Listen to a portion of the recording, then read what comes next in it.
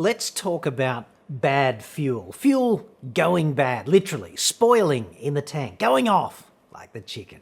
Thanks to COVID and lockdown and general inactivity on the car operating front. Is this actually a thing? Details next.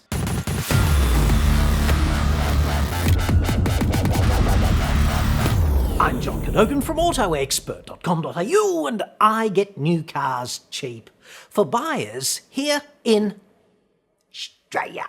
Website for that, obviously, or you can just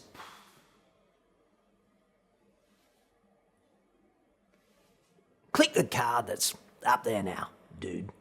I've been getting this question quite a lot throughout COVID and there's lots of cars sitting around not doing very much driving, and certainly fuel, both petrol and diesel, they both change chemically over time, down there. But is this really something you need to concern yourself with? I've been reading up on how long petrol lasts before it goes bad, both in the tank in my car and in a sealed fuel jerry can. Then there are fuel stabilisers, which extends the life. Then I saw an article stating fuel stored in steel cans lasts longer than plastic. What would be a plausible explanation for that?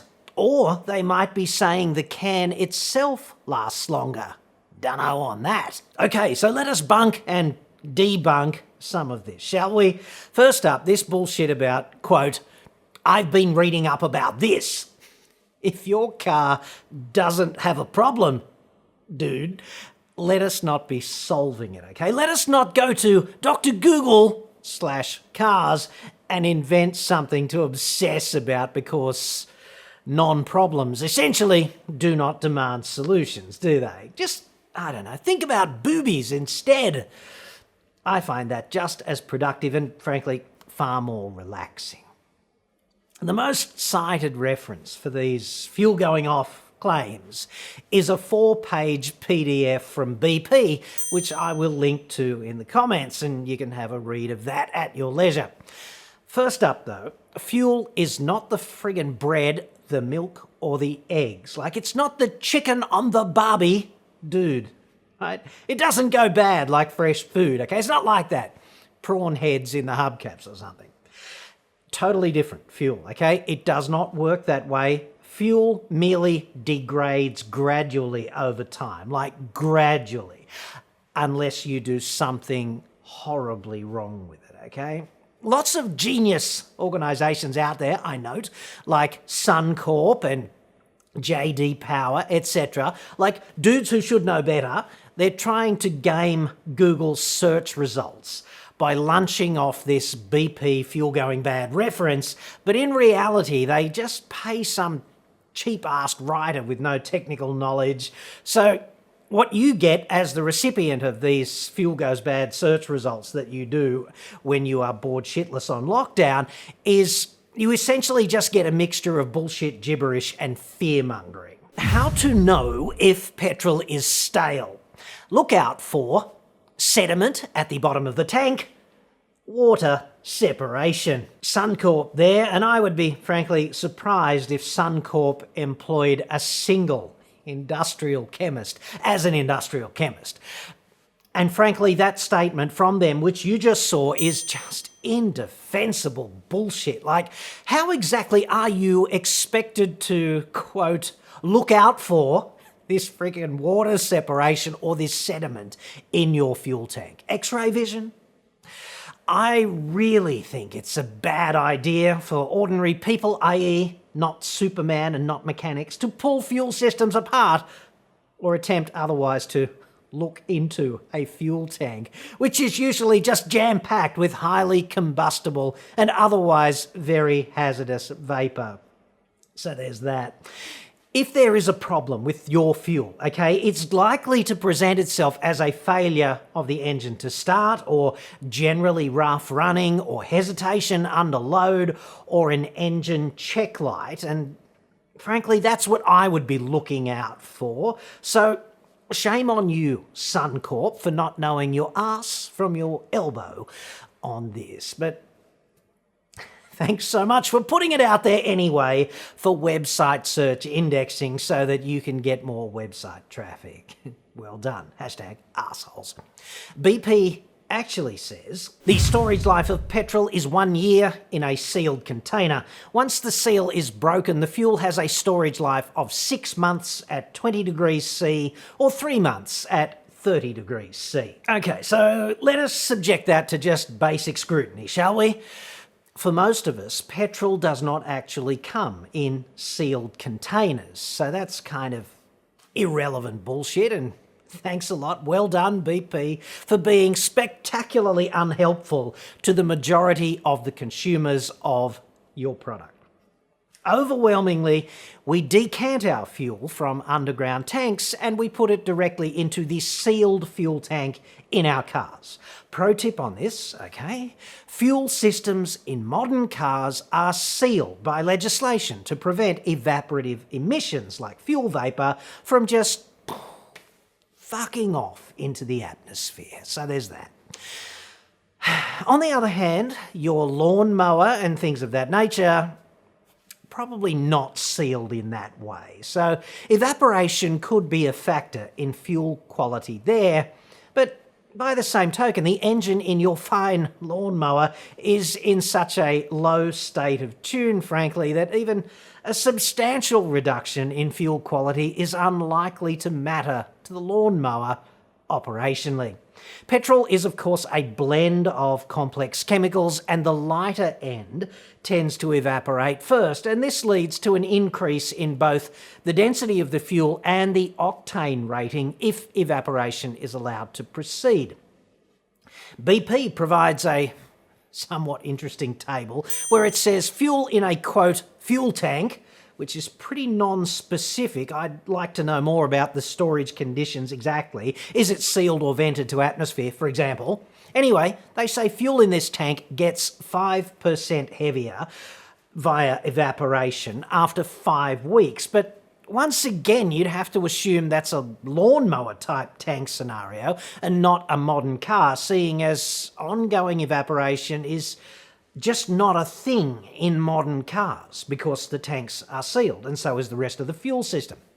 Even if this were to occur in a modern car, right, there's a NOx sensor which allows the engine to adapt on the fly to variations in octane rating, and an O2 or lambda sensor in the exhaust, allowing the engine to adjust the air-fuel ratio on the fly as well.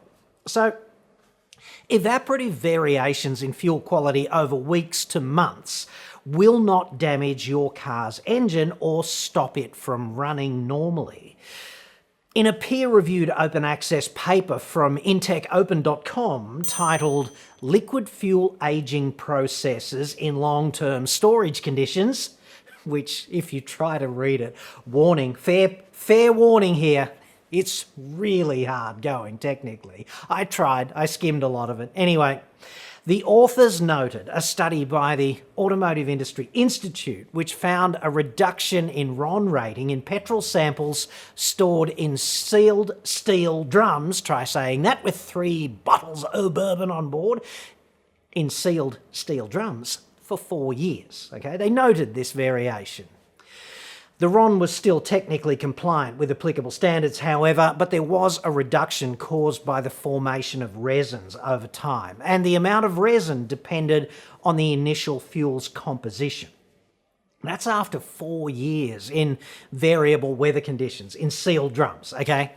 Nothing in the study suggested that the fuel was operationally unusable after that.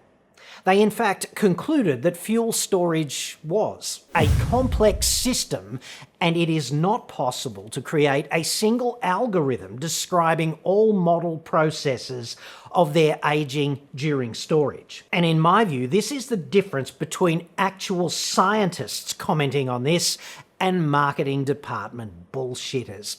Your average marketing or media bullshitter needs it to be a soundbite, dude. And Reality doesn't work that way. It's really not a soundbite.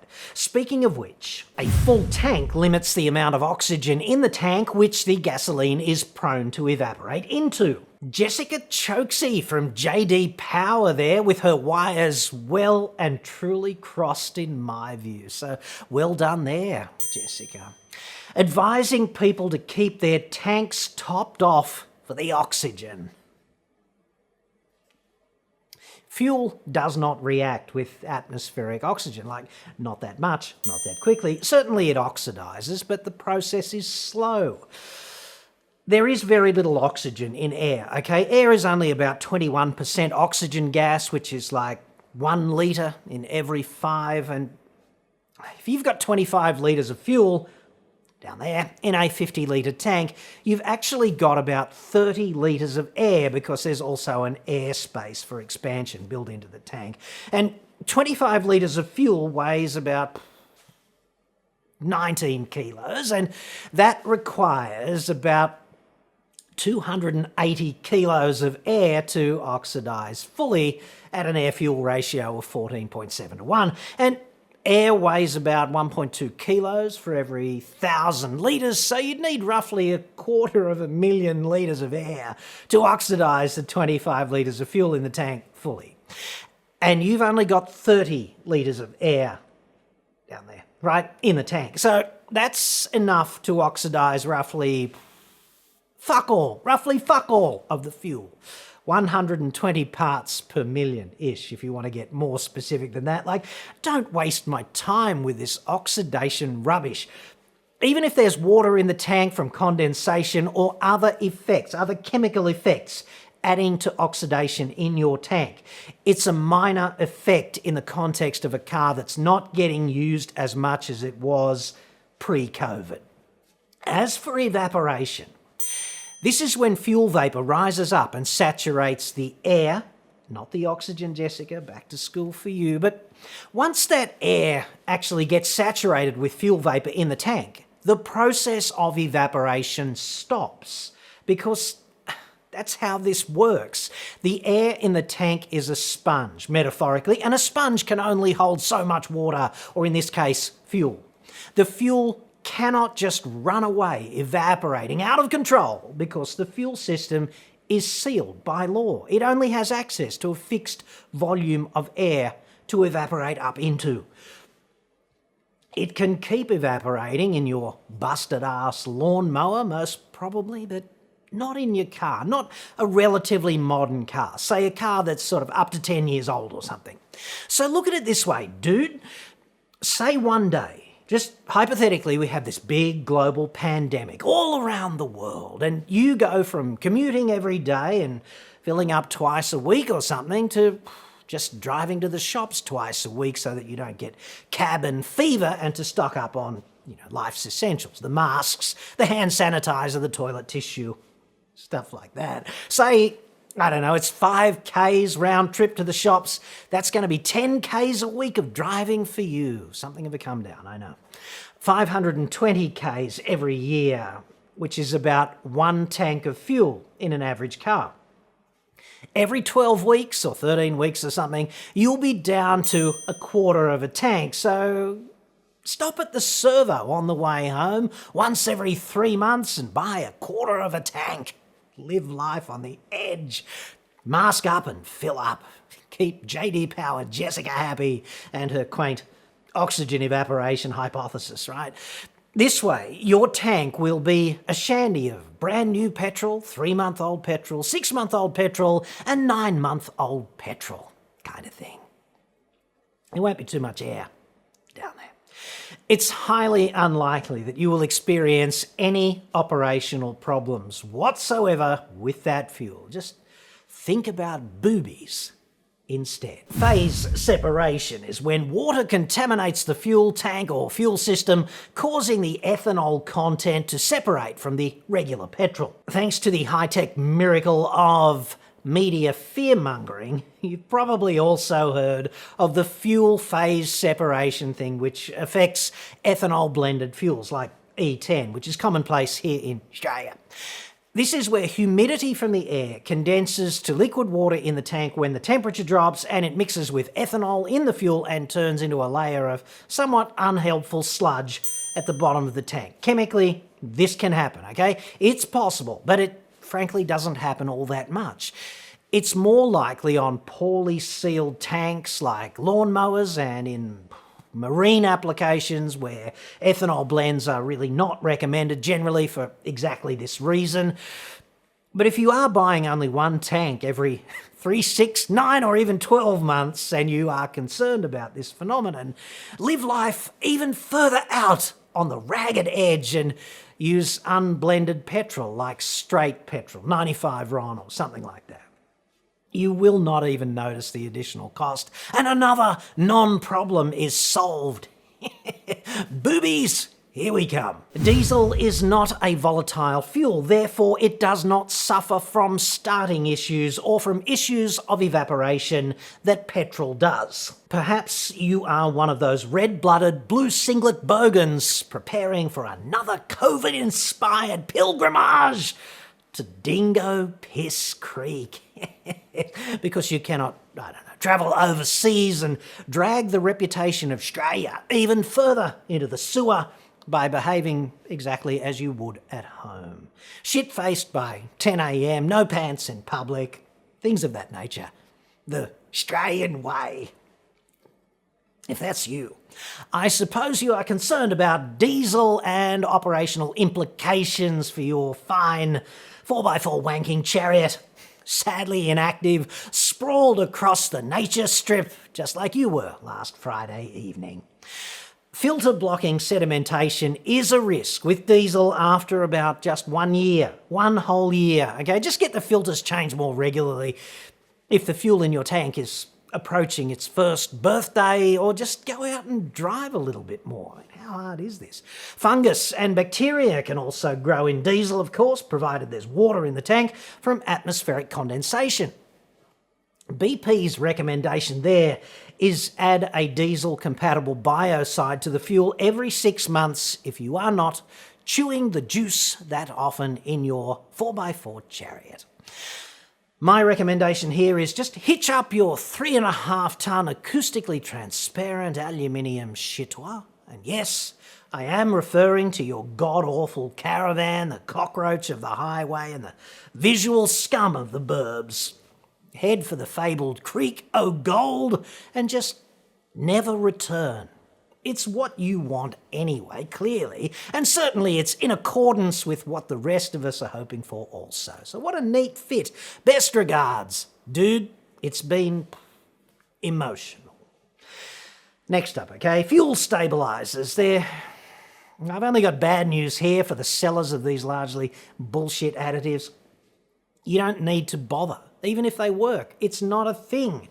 Complete waste of money, I'd suggest, for 99% of fuel users out there. Fuel is simply not unstable in the context of being operationally problematic over 12 months or so, even if you're only buying 1 full tank of fuel a year in quarter tank increments once every 3 months or something. I would say, however, that cars generally do like a good run down the highway, just like the dog, only not the highway in the case of the dog. And, they are, this is the cars again, not the dog, right? They are susceptible to many operational problems generally, the less you use them. Cars just like having a run. Maybe you should relearn to live life right out there, beyond the razor's edge, as AC/DC would have said, by going for a pleasant Sunday drive. How hard is it, dude? Just take the family somewhere scenic and have an argument with a view for a change. You cheap bastard. And finally, as for Paul's other question about fuel lasting longer in steel containers, that's bullshit too, I think. So at least this is kind of consistent debunking of bullshit. The only references I can find that relate to that are about the durability of the containers themselves, with steel generally regarded as superior there, but frankly, they're both pretty durable. This is for approved containers only, the ones with the standards mark on them, which is all you should ever use exclusively for storing or transporting fuel, because it is properly dangerous stuff and you need not lose sight of that ever if you're moving it from A to B. Approved fuel containers, be they plastic or steel, are inert as far as the fuel is concerned, and that's the whole point, I'd suggest. So all of this hysteria about the fuel going bad down there, it's a non-thing for the vast majority of fuel owners, car storers, car drivers, whatever, pandemic or not. Unless you have a classic car collection with a whole bunch of cars that statistically never move, never turn and burn, this is a non-problem, and I'd suggest, for you, if that's you, the boobies are a substantially superior option.